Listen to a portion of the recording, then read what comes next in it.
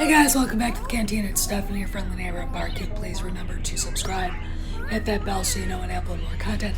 Please remember to hit that like button, smash it, and share away here. We share away here full of Star Wars. And hey guys, welcome back to the Canteen. It's Steph, your friendly neighborhood barkeep and bar manager. Please feel free to sit down, pull up a chair, pull up a stool at the bar. Little bit of news. We talked to a contractor last night. He came here and looked at our basement. We talked about options, and it looks like some form of media room, bar, workout area, and place to put storage, and certain things we really don't want people to get. We have a huge safe. Get their hands on.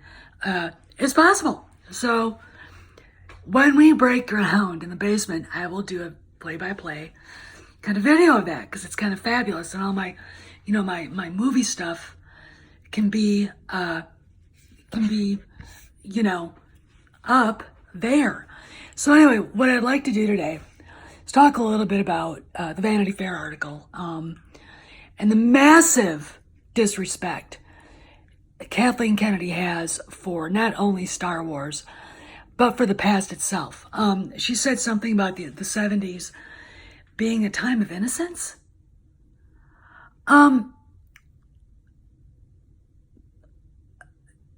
I grew up in the 70s and 80s. I was a 9-year-old girl when Star Wars came out in 77. Kathy, you're far older than me. In fact, you're probably 10 years shy of kicking the bucket. Okay? You might not think so. You're one of those bitches who thinks she's gonna live forever. Ain't gonna happen. And I found that out when I was 19, that humans aren't indestructible. Okay? And I think maybe you need to learn that. Maybe by being fired, I don't know. But let's talk about your stupidity here. The 70s were innocent. And this is for JJ, he's my age, he knows better. I seem to remember the Vietnam War going on, riots going on. I seem to remember, I think one of the big rebellions went on against the Soviet Union, the Hungarian Revolt, or something. There's something happened on the east, in the Eastern Bloc, that the Russians put down violently. I have to look that up in history.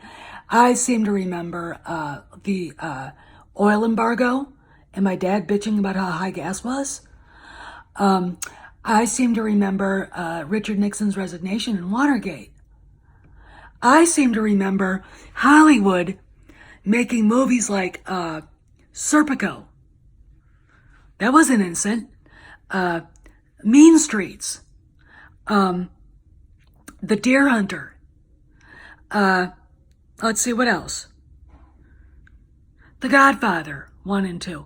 Great movies, but not innocent. Okay, let me explain something, Kathy, because I am a history major and I am getting my master's degree in history from Harvard. The world has never been innocent, which is why stories like Star Wars exist, so people have a place to escape the reality of how cruel, nasty, and awful humanity is to each other. My parents grew up very poor. My mom and dad were both children of the late, they grew up in the 20s and 30s. My dad was a World War II veteran. My mom was, basically Rosie the Riveter. My mother, my grandmother, and grandfather on my dad's side lost a house during the Depression. My mother's father lost his farm and had to move to Chicago to get a job. It wasn't easy. You're talking back in the 30s, Bonnie and Clyde. All right. Did you see The Highwaymen? That's the brutal truth. Okay. That's the unvarnished, brutal truth about what life was really like. Okay.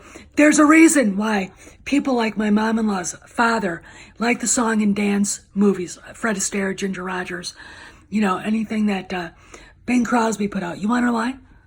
Because it was a way to escape the fact that they were poor. They had a lot of kids and they lived in a little tiny house.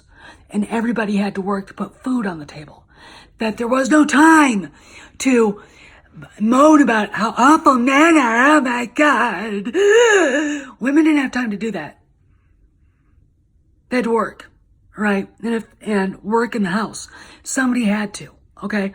It was a perfect distribution of duties. If you had children, mama stayed home, made dinner, and extended what they had as far as they could to feed all the mouths they had to feed. My dad would slice our hot dogs in half. All right. And that was in the 70s. And he still did before he died. I'm like, Dad, you don't have to do that anymore. It was a habit. Why? Because he grew up poor. Okay. Then he went out and fought the Germans. He was a radar operator in the United States 8th Air Force. And he likely saw some things that colored his personality for the rest of his life. My uncles opened up Dachau. They marched with the Third Army. One was two of them landed at Normandy. Another was in the Pacific, okay, fighting the Japanese. So do not tell me that the world was innocent in the 70s, because it wasn't. Because all the stuff I'm telling you led up to what was going on in the 70s. Let's talk about the 50s. Okay. 1945, World War II ends with the dropping of the Hiroshima and the Nagasaki nuclear bombs. All right. And this is why this happened. Okay. History major's coming out because I need to teach the old bitch something. We weren't prepared to lose 1 million Americans or have 1 million American casualties. And there were people writing their congressmen, they wanted the war over. There are people writing their congressmen basically saying if the war isn't over by Christmas, we want to see Truman out. Okay? And it was not only a political decision, but when you look at those bombs and you look at the firebombing of Tokyo, the nuclear bombs actually did less damage than Curtis LeMay's firebombing. Okay? Because dropping bombs on those little wooden houses was like dropping a gasoline bomb on a pile of dry wood. Everything burned, including humans. Okay. Same thing in Dresden. Same thing in Germany. And that was one thing we did not do. We didn't do it in Germany. We just bombed whatever. At night, the British would come back over Dresden or whatever and drop incendiaries over all these cities. Now, you can look at that as being vindictive. It was a war crime. You know, and in retrospect, I think Bomber Harris was a little bit overzealous, but that's history. The world wasn't innocent. Okay. So we get to the 50s. North Korea invades South Korea. The UN, first UN intervention, what a joke. Us, the British, the Australians rushed to the sides of our South Korean allies, and basically that war's fought to a standstill. It's still going on. Now they're trying to negotiate a peace. Guess what, Kathy? Unlike you, I've actually been to the DMZ. I actually had my picture taken by North Korean soldiers when we were visiting the Blue House. That was fucked up. That was weird. Okay? All right? I've actually seen North Korean military men up close and personal, like through glass. It was like, and you don't look at them, you don't smile at them, you don't smirk, you don't make any sort of. You keep your face like this because all hell could break loose if you wink. If you blink, like something gets in your eye. Okay, that was fucked up. Okay, so we have that. But the United States economy is going really good. Dwight Eisenhower is kind of running he's a boring president. But sometimes boring leaders are the best. They don't try to get you into trouble. Israel is fighting for its right to exist. Arab nations invade, they repel them. Arab nations invade, they repel them. So John F. Kennedy is elected president. He's the first of the greatest generation to be elected president. And he's a blue dog Democrat. He's not like you at all. So don't sit there and go, oh my God, Jack Kennedy. Jack Kennedy wouldn't approve of any of the shit you guys are doing at all. And he wouldn't approve of what Hollywood has become either. He was a man's man. I don't appreciate his behavior with women, and I don't like the way he treated his wife, but there it is. Anyway, he's president. We've got integration going on in schools. civil rights being debated. Martin Luther King is out there, Malcolm X, and all the rest of the stuff. And there's a lot of strife. There's riots going on. The KKK is attacking civil rights marchers, and that includes white people too that were marching with their black brothers and sisters, and it was a mess. And John Kennedy is killed in 1963. The world wasn't innocent, which is why having something like Star Wars makes sense in the way George first conceived it and sold it to Disney, which you proceeded to shit on. Vietnam War starts during the Kennedy administration. Idiot Lyndon Johnson escalates it. We lose 51,000 Americans dead. I can't remember the numbers of wounded. It was a horror. It wasn't a hard slog. It was a goddamn boondoggle that we never should have been involved in. If you're gonna go to war, dumbass, and do it to win, because if all you're gonna do is fight to a draw, there's no fucking point to it. Okay? All right. So, the Vietnam War starts. The Vietnam War escalates. The Vietnam War causes all the kids, and you know some of them, because I can name people that you worked with who were living on communes and were absolute hippies at the time. Hell, my brother Bill was a hippie. And my brother John and his wife protested in Madison, Wisconsin. Kids are out protesting against the war. La, la, la, la, la. All right. Nixon gets elected. And so Nixon's elected, and Vietnam War goes on. Student protests everywhere. We've got kids living on communes and the rest of that stuff. The Charles Manson murders. The world's not innocent. Sharon Tate, remember what happened to her, Kathy? The world's not innocent. We have, Nixon resigning after Watergate was discovered. Woodward and Bernstein, everyone's heroes, oh my God. I don't like Nixon, but I also don't like narcissistic reporters who, those two just bug me in general. Let's see, because they didn't do it for the right reasons, all right? But Nixon had to go, and I understand that, but, that's another thing. That's another conversation for another day. We've got the end of the Vietnam War, the U.S. leaving in disgrace. We've got the oil embargo. We've got, the Munich. There's the Munich terrorist attack in Munich against the Israeli athletes. And, Israel hunting down every one of those terrorists and taking care of them. Kathy, the world in the 70s was not innocent at all. So I don't know what you're talking about. And when you bring up the World War II generation, the greatest generation, they knew perfectly well that the world wasn't innocent because they grew up in the 30s during the Great Depression. You want to know poor? My dad was alive. He could talk to you about poor. You want to know about poor? My mom was alive. She could tell you what it's like to be poor. Parents not being able to buy shoes for the kids because they couldn't afford it. Losing a farm. Losing a house. Not being able to find a job in your hometown.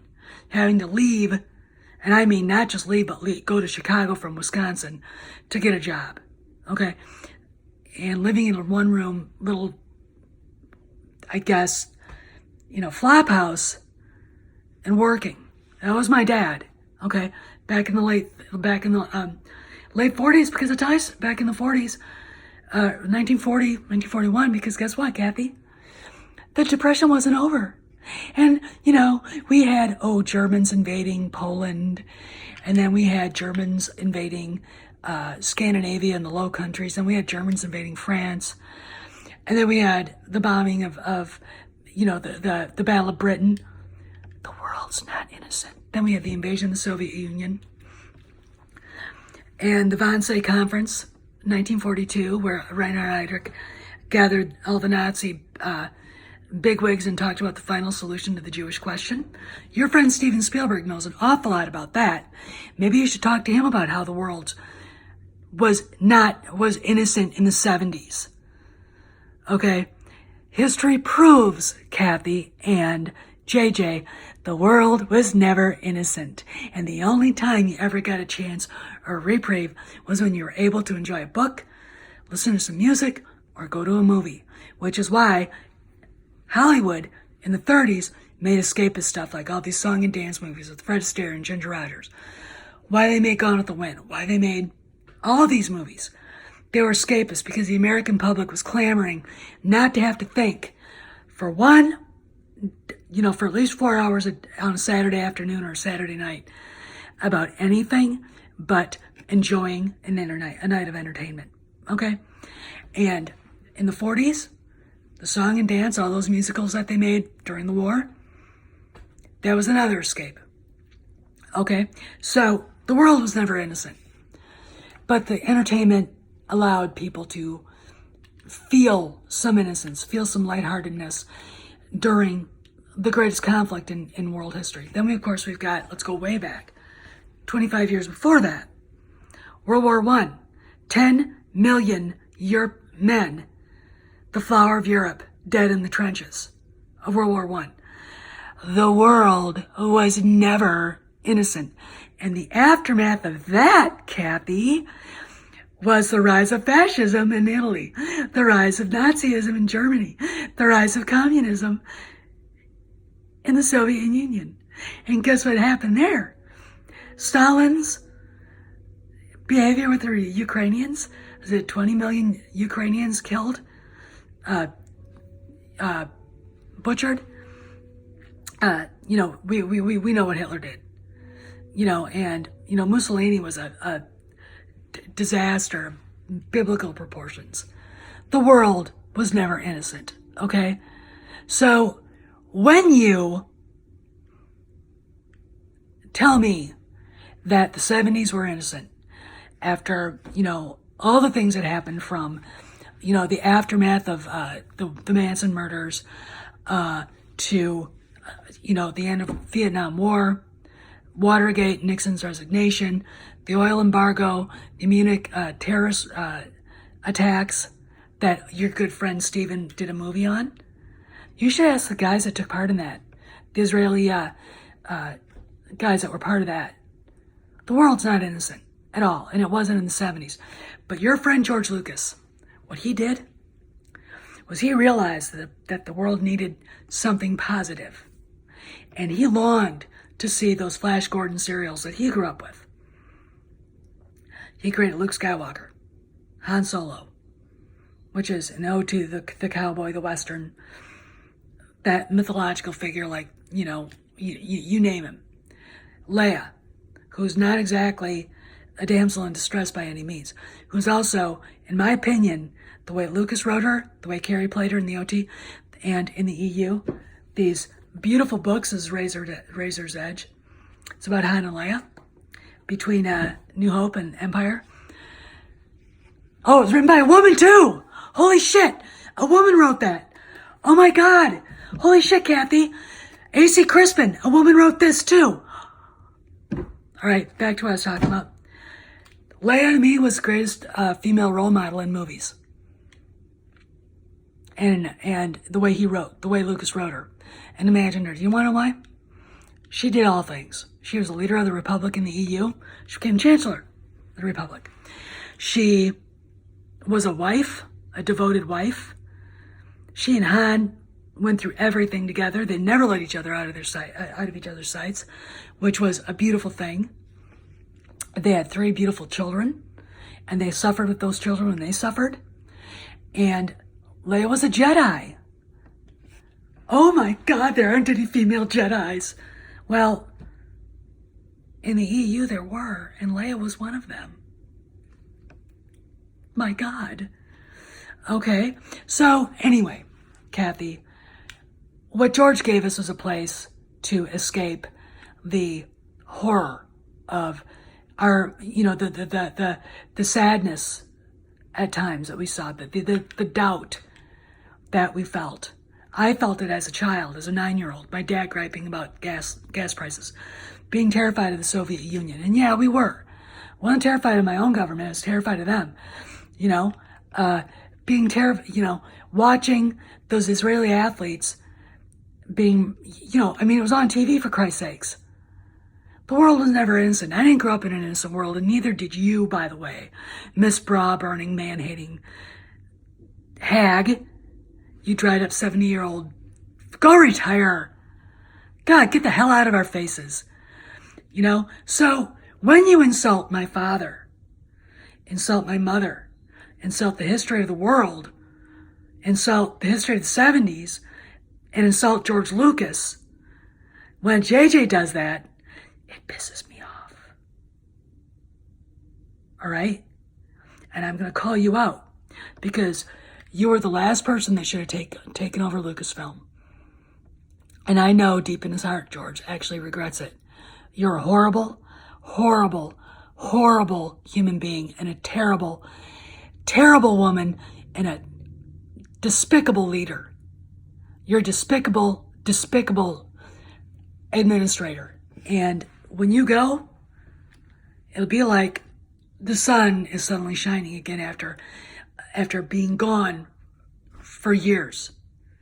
And everybody will breathe a sigh of relief because maybe Disney will do the right thing and get someone who actually loves Star Wars to go up and clean the mess that you, JJ, Rian Johnson, Pablo Hidalgo, and the rest of you bottom-feeding cultural terrorists have created with Lucasfilm.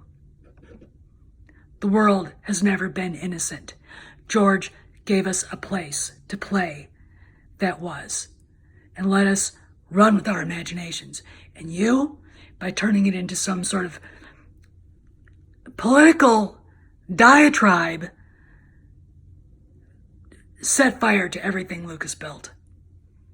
And the day you're gone from Lucasfilm is the day that maybe some innocence can come back into the culture and people will at least have something to hope for.